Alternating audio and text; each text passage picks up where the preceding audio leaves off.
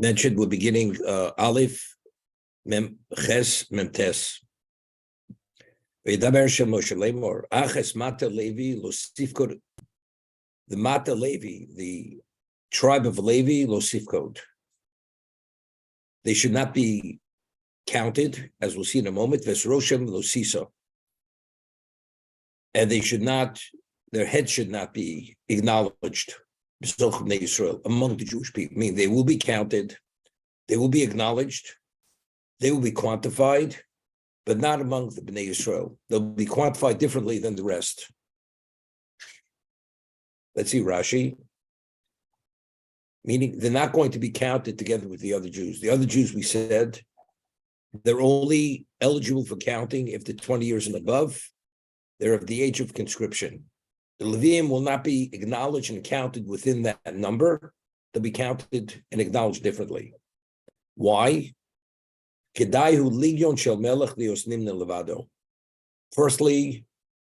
the legion of the king, the legion of the king should be counted separately. They're not classified as ordinary Jews. They are the king's legion, the legion of the king. That's firstly. Since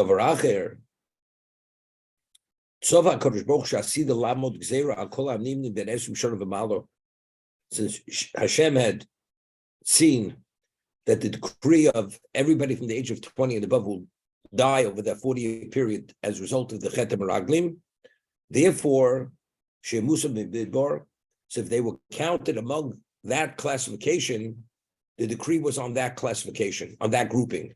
The grouping of 20 and above, that group will perish over a 40-year period as a result of the Chet Meraglim. This group should not be part of that grouping. Because they're mine, because they did not go astray during the Egel. Therefore, so two reasons. Firstly, they're my legion. My legion should be counted separately, just in terms of what they represent. They have a different level of representation.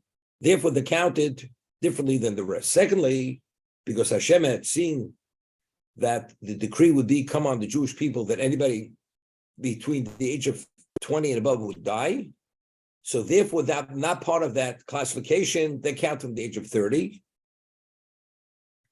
Seemingly, that should be enough, but the question is why? We're not going any longer because they're the legion of the king. It's because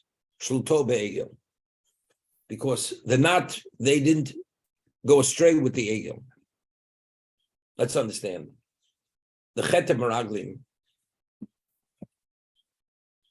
10 of the 12 spies come back with these ominous reports. 2 say positive, Yeshua and Kalev, and the people, they accept the reports and the interpretation of the 10. Hashem says that because you didn't have faith, you'll perish over the 40-year period. Now, among the tribes, besides Levi, don't you think there were many people who rejected the reports and they accepted what Kalev and Yeshua said? But since the vast majority accepted the reports, the negative reports, which was considered a lack of faith, the decree goes on the tzibur. The decree goes on the whole classification. This group of people will not enter into the land. Therefore, anybody between the age of 20 and above will perish. So since the Leviim were not part of that classification, the decree was not on them because they're not part of that grouping. But anybody in that grouping, although they rejected what the spies had said, they perished because they're part of the tzibur. They're part of that grouping. At the time of the Chet Meraglim, we find what happens. The Chet Egel. Originally, when Jews said Nasiv Nishma at Sinai, every Jew received a distinction of spirituality. They're referred to as crowns, a crown for Nasa, a crown for Nishma. As a result of Chet Egel, and it was a dimension of spirituality, Hashem says they have to forfeit those crowns. They will no longer be there. That means every single Jew, including the Leviim, although the Leviim themselves did not participate in the Chet Egel. So if they didn't participate in the Chet Egel, Why was this level of culpability or their diminishment that they no longer had that special distinction of the crowns of Nasr and Nishma? They were vehemently opposed to what happened.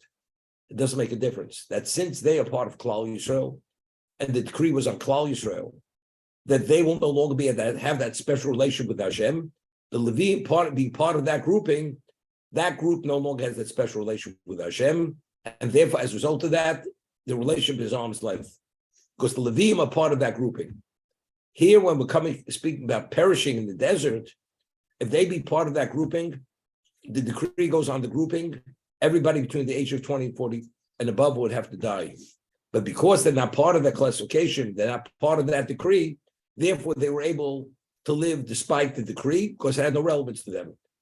So for one of two reasons, either because they're Legion Shel Melech, that is the reason they count separately, unrelated to the decree of the Meraglim. They should be acknowledged as special. And why are they special? Because they were chosen to be the officiants because they weren't involved in the Egel. That had nothing to do with dying. Secondly, because since God did not want them to die, as a result of the decree, if they be part of the whole, the decree be upon them. As a result of that, they were counted separately, so the decree did not go on them because they're a separate classification. But then he adds, Shluto Be'egel. Why did he not want them to die? Because they did not go astray. They were faithful to him. Therefore, he did not want them to be part of that grouping. Initially, they were all part of it because Levi then wasn't special. They weren't special. Levi was like the rest of them. Initially, we're all part of one people. The decree's on them. But now that they've shown that they're special, Shluto Be'egel, now there's going to be this new decree. I don't want that decree to come upon them. Therefore, they're counted differently from the age of 30 and above, not from the age of 20 and above. It says when he came down after he had supplicated Hashem for forgiveness, was forgiven. It said he came down and he radiated holiness, that the Klal Yisrael couldn't look at Koran or Punov. There were rays of Kedusha coming out of his face. So the Gemara tells us, where did this come from? So the Gemara says that all the crowns that the Jews had forfeited for the Nasav and Nishma, they were transferred into Moshe's account. So this level of intensity of Kedusha that he was radiating was the crowns they had forfeited. So I asked the question, if the Leviim, although they didn't participate in the Chet Egel, and they were opposed to the Chet Egel, they themselves had to forfeit their crowns because they were part of Klal Yisrael. Moshe Rabbeinu was also part of Klal Yisrael. So why did he forfeit his? Why was he able to retain that level of Kedusha, although the decree was on Klal Yisrael? Right? They were all subject to the Chet Egel.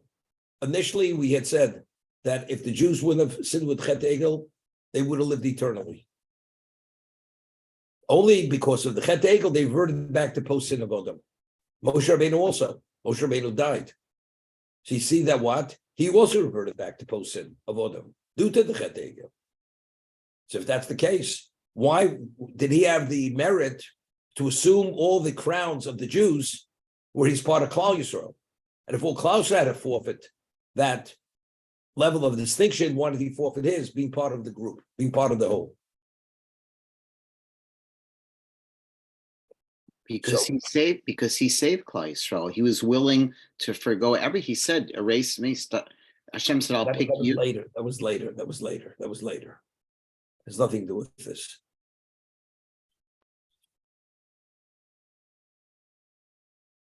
So either you could say, not because what you're saying, but something similar, that Moshe Rabbeinu, it was obvious. Moshe comes down, breaks the luchos, and tells him, what you did is unacceptable. Hopefully, I will gain forgiveness from you. And what does Hashem say to Moshe? I will make a new nation from you. That's what he said, not a new nation.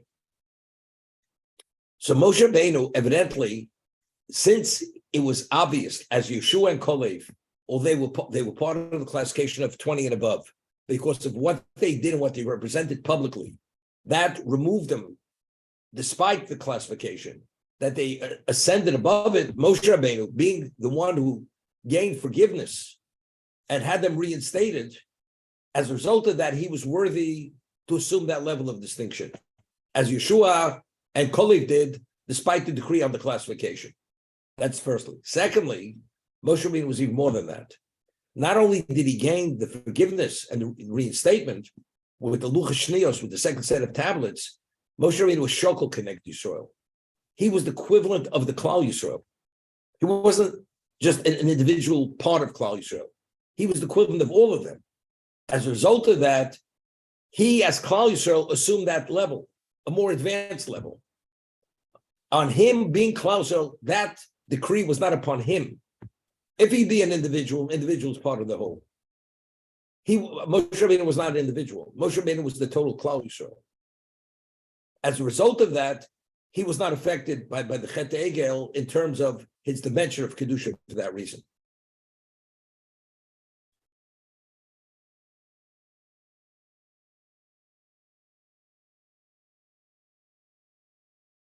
We find that the Klal Yisrael was made up of 12 tribes, and you had Levi.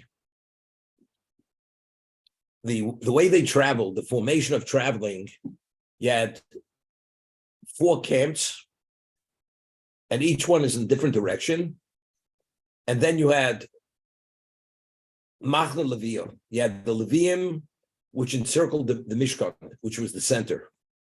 And in the center, you had the Mishkan, which is known as Machna Shechina. That's the encampment of the Shechina, of Hashem's presence. So what do you have? You have the 4 groupings on the outside, which is 12.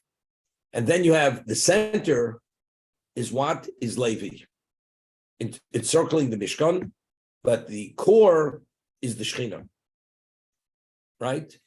So we have 4 and we have 5, right? The center is the 5th.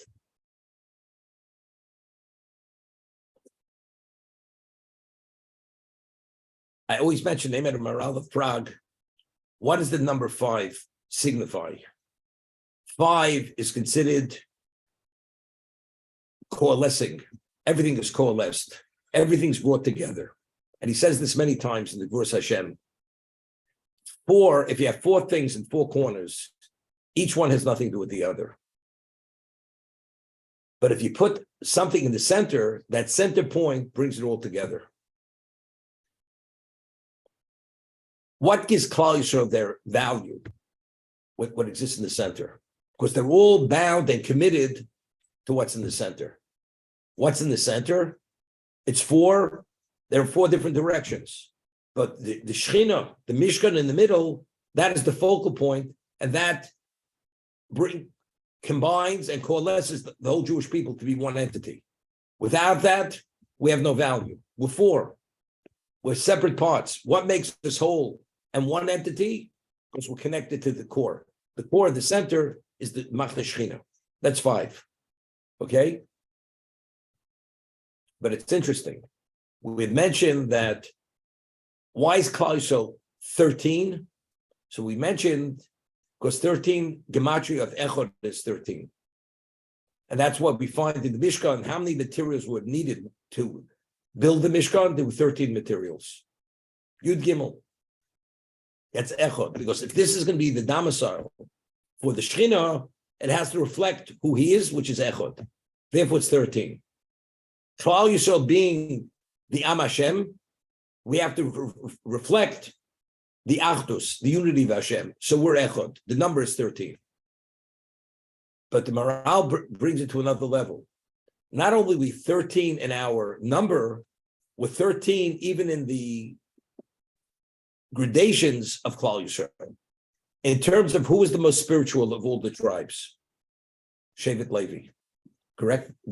So if you would want to evaluate them, you would classify them as Aleph. They're Aleph. They're the highest level.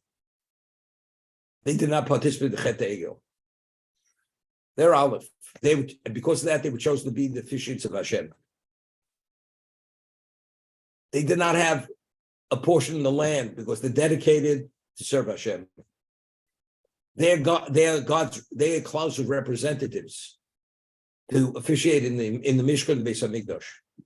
Now, how many sons did the matriarchs have? 8, right? Rachel had 2, Leah had 6. So you have 8 sons of the matriarchs. The children of the matriarchs, spiritually speaking, capacity-wise, they were higher level than the children of the concubines. The concubines, how many children did they have? 4. Each one had 2.